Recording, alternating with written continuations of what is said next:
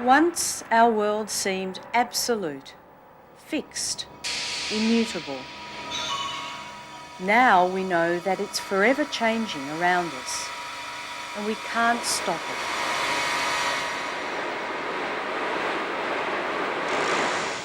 But we can, and we do, influence it.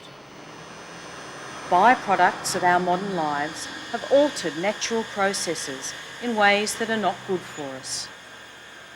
We need to change our ways. We need also to prepare for inevitable natural changes to our world. To our south, we have a powerful ally in this essential quest, a vast icy wilderness we call the Antarctic.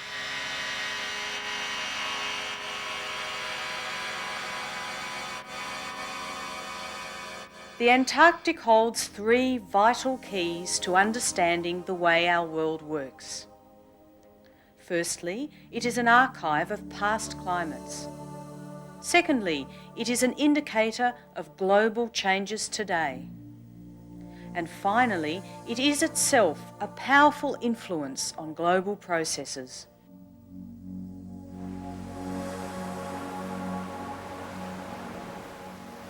For nearly half a century, Australia has had a permanent presence in the Antarctic, undertaking long-term research programs. But recently, the Antarctic has taken on a new importance to science. The first goal of the Australian Antarctic Research Program is an understanding of global climate change. Antarctica is the most important individual continent on Earth in terms of the functioning of the Earth's dynamic systems, particularly its oceanography and climate. For many years, Antarctica was regarded as something set apart from the rest of the world, but two events changed that. One was the publication of space images of spaceship Earth showing we are all in it together. The other was the phenomenon of stratospheric ozone depletion, reinforcing the view that no place on Earth is exempt from outside influences.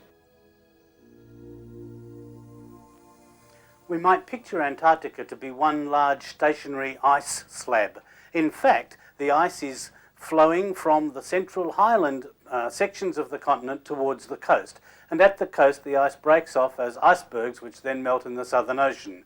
It is the relationship between the changes in the ice of the Antarctic continent and climate change that the glaciology program is particularly interested in. 5,000 kilometres southwest of Perth is the world's largest ice stream, the Lambert Glacier, draining an enormous slice of the Antarctic continent. Teams of Australian glaciologists have recently travelled thousands of kilometres around this basin to gain a better knowledge of the way the Antarctic ice sheet moves and how it affects global processes. As the Earth's climate changes, so does the amount of water stored as snow and ice within the ice sheet, and this has a major impact on the global sea level. All the snow that falls within the vast interior of the Lambert Basin is discharged to the sea via the fast-moving and relatively narrow Lambert Glacier. So this region is one with high potential for change, and it's important to understand the ice flow processes there and to monitor any variations. We're doing this at present using a variety of techniques, from oversnow traverses to satellite observations.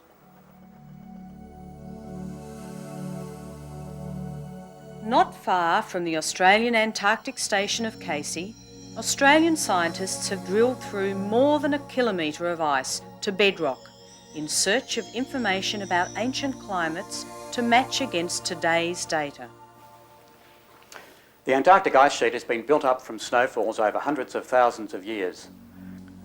Because the snow doesn't melt, it's just buried and compressed into ice by later snowfalls, the ice sheet's like a museum, holding climatic and environmental information in dust, chemicals and gas trapped in the ice.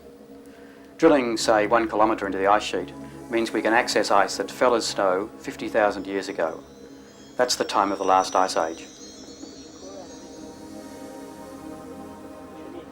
Right now, we're analysing an ice core from Lord Dome, 120 kilometres inland from Casey Station. Information from this core is being used to study the major change of the Earth's climate from the last ice age to the present warm and stable conditions. We need to understand this to be able to judge how present human activities could affect the climatic system in the future.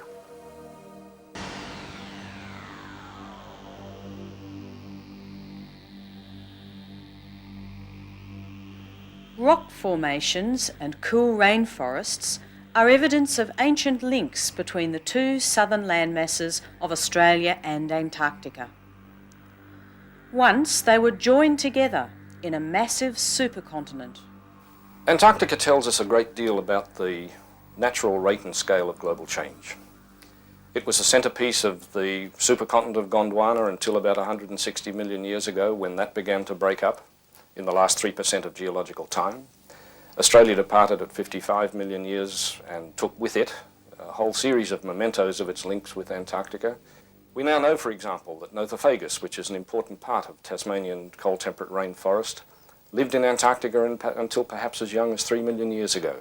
And that fossil is found at around about 86 degrees south, in an Antarctica which must have been very different from the modern one. In the freezing dark of winter, an area of the Southern Ocean bigger than the Antarctic continent itself freezes over. Then, in summer, most of this ice disappears. This annual cycle of sea ice growth and decay is one of the world's largest seasonal events. It has a critical impact on atmospheric, oceanic and biological processes. Sea ice basically acts as a lid on the ocean and changes the way the ocean and the atmosphere interact. So Australian scientists are conducting research programs aboard the icebreaker Aurora Australis to determine and monitor any changes in the thickness and drift of the sea ice, in particular those changes which might affect global climate. This is all helping us to develop a better understanding of the role that sea ice plays in both local and global climate, and may well provide some of the earliest indications of any climatic change.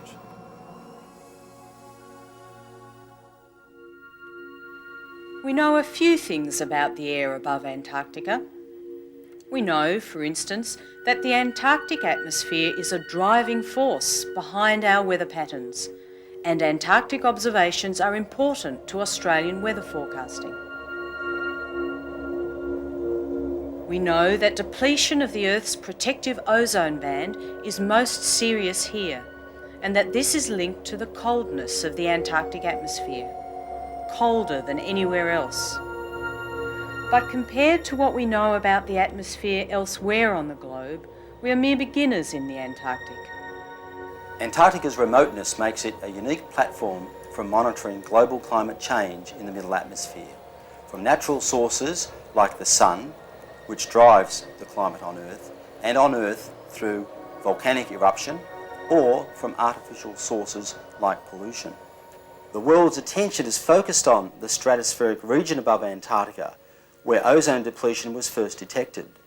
The colder mesopause region above is likely to reveal further surprises, already monitored to be minus 130 C above Davis. Indeed, monitoring the cold Antarctic atmosphere using powerful laser ensembles like this affords us an indicator of global climate change.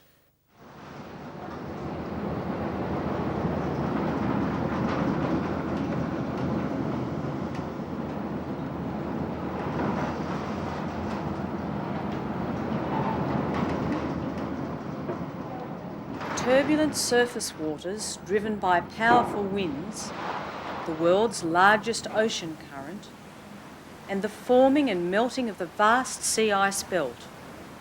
All these things make the Southern Ocean around Antarctica the most dynamic of our oceans. The powerful Antarctic circumpolar current, the largest current in the world ocean, carries vast quantities of water, heat, salt and carbon dioxide between the world's major oceans. Australian research indicates the eastward flow of this current south of Tasmania is about 150 million cubic metres per second, about 1,000 times the flow from the Amazon. The ocean, atmosphere and sea ice interact to form very cold, salty water masses which sink to form deeper layers of the world ocean. Changes in either of these related phenomena may have a profound impact on the Earth's climate.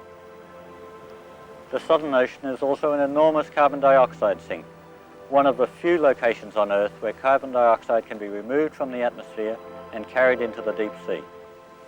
Most of this absorption occurs in summer between 40 and 50 degrees south, but recent evidence indicates large changes in the rate of absorption from year to year. To develop computer models able to predict future climate and sea level changes, we must first understand these critical Southern Ocean processes.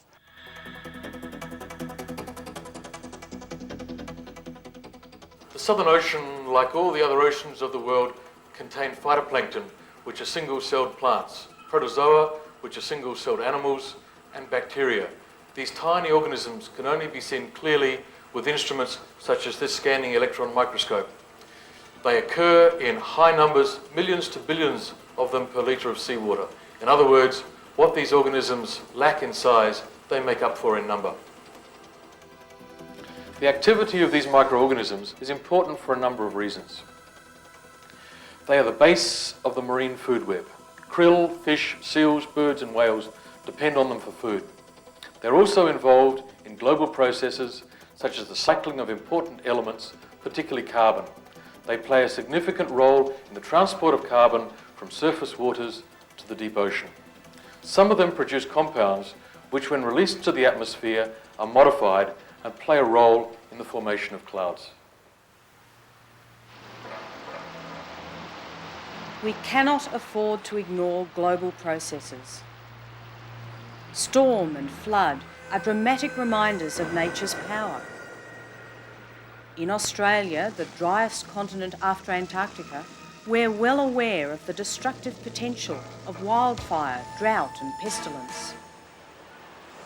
Sunburn and skin cancer remind us of the capacity of unfiltered solar rays to harm all life. Changing sea levels made Tasmania into an island. They may again have an impact as drastic. Australia is signatory to many climate change conventions. Our main contribution to those has been scientific knowledge, and our Antarctic program, by taking into account the oceans and continents south of Australia, has expanded greatly the area for which we've taken that responsibility. The contribution we have made is much greater than our nation's size and population would suggest, and it's a contribution of which we can be justifiably proud.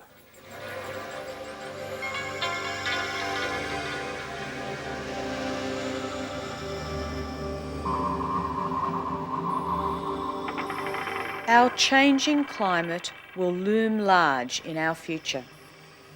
Knowing this has given our work in the Antarctic a stronger focus and a new urgency. We must prepare for inevitable change, and we must seek to minimise the human impact on global processes. For that, we need scientific knowledge about our planet. If the jigsaw is to be anything like complete, we must keep a weather eye to the south.